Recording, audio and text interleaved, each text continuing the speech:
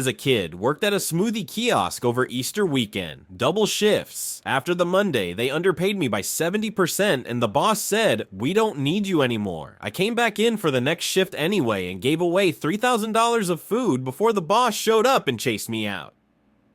I do grocery deliveries through one of those apps. One night I grabbed a quick order, no tip offered, but it was a small list and literally between my last stop and home. 2 items on the list were a very expensive brand of shampoo and conditioner. The store had 2 bottles of the shampoo, but no corresponding conditioner. I took a photo of the 2 shampoo bottles and sent it to the customer, letting them know the store was out of conditioner. The customer responded immediately with, "You are stupid, I can see it in the photo." I took another photo but closer, clearly showing that both bottles said shampoo. The customer sent the same response, except this time called me Fung stupid. I didn't want to get a bad rating, so I just canceled the trip. When you do that, the order gets sent out to another driver. Knowing that, I took the 2 bottles of shampoo and shoved them behind some soda bottles on a shelf several aisles over, as I got myself a pop on the way out. Now, the next driver would have to send them a picture of the empty shelf without the shampoo or conditioner. Years ago, I was selling my old PS2 games at a garage sale for $8 each when a guy picked out 3 games and wanted to know if I would do $25 for all 3. I told him, "If you promise to keep this between us, I'll do $24. Visibly excited over his score, he thanked me several times and shook my hand before paying and leaving. I smile every time I think of how happy I made this guy without trying. I have an insufferable coworker who's always putting people down for what they drive, where they live, etc. Every Monday she has to announce how much money she spent on clothes and everything else over the weekend. She's also very vain and always worried about how she looks, constantly checking herself in a mirror she has on her desk, fluffing her hair, all that. One day, I had to create a flowchart for a certain big project and decided to include photos of everyone involved. This particular coworker gave me a really exaggerated pose for her photo with a big toothy smile and chin up like a celebrity. I then edited her picture just slightly before adding it to the flowcharts and made her a tiny bit wider, moved her hairline back a smidge, and put a slightly yellow tinge on her teeth. Nothing obvious, but it was certainly not flattering either. When the chart came out, I thought she was going to cry. She was also quiet for several weeks after that, thank the stars. Saw a full-blown screaming argument between a guy and a squirrel over a single french fry. The squirrel won. I was walking down the street and an old woman reached out for my face. I flinched, of course, and she said, "I won't bite." She then stroked my goatee and said, "Ooh, it's very soft." She then walked off and I just stood there trying to figure out what the hell had just happened.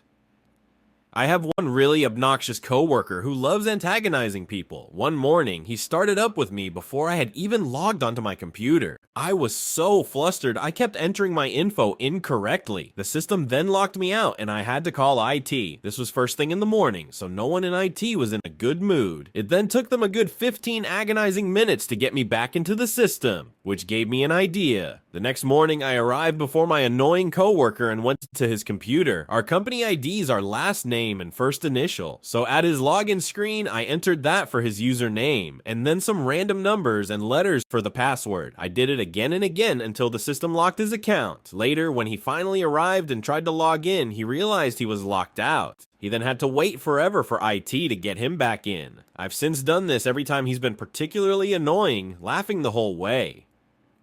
I had a car accident my freshman year of college. Totaled my car. I was mostly okay. A few fractured ribs and a lot of cuts and bruises, but my airbag didn't deploy, so I slammed into the steering wheel, leaving a very impressive half-circle bruise on my chest. It lasted forever. I wore a lot of scarves to cover it because people tended to stare. One day though, I was walking downtown and got too warm for the scarf. I took it off while waiting to cross at an intersection. A barefoot, shirtless, heavy-bearded homeless man stared at it the entire time I was waiting. Right before I walked away, he put his hand on my shoulder and said, "It'll be okay. Just stay strong. I was once taken too. They won't come back, you know. They're done with you and you're safe now." I'm 99% sure he thought I had been abducted by aliens. Because I am a dwarf, I get a lot of hilarious ones, but one of my favorites was, Do you need to get a smaller engine for your car? I really wish I could have seen your internal process that led to that question, lady. Mechanic here. Bad snow day. For whatever reason, we were open. Guy pulls up needing a flat repair. He pulled up in a way the car could be just pulled in. Coworker goes to pull it in and can't stop, slams into his box. It wasn't going fast enough to damage anything. Car had 0 brakes. Say something to the customer. Oh, the foot brake? That hasn't worked in years. You have to use the hand brake. We inspect the vehicle and discover it doesn't even have brake calipers in the front, with the hoses clamped off and not an ounce of brake fluid in the master cylinder. And the most surprising part, they didn't want to get the brake repairs done. I parked in a disabled bay outside Tesco in Pontypool, put my friend's blue badge on my dashboard, got out of the car, and started to get her wheelchair out of the boot. Some guy comes up to me and starts shouting, "You can't park there, it's for disabled people." I kind of gestured a wheelchair, and my friend sat in my passenger seat and say, "She's disabled, I have a blue badge." She's not driving though, is she? I'm not sure that's how that's supposed to work.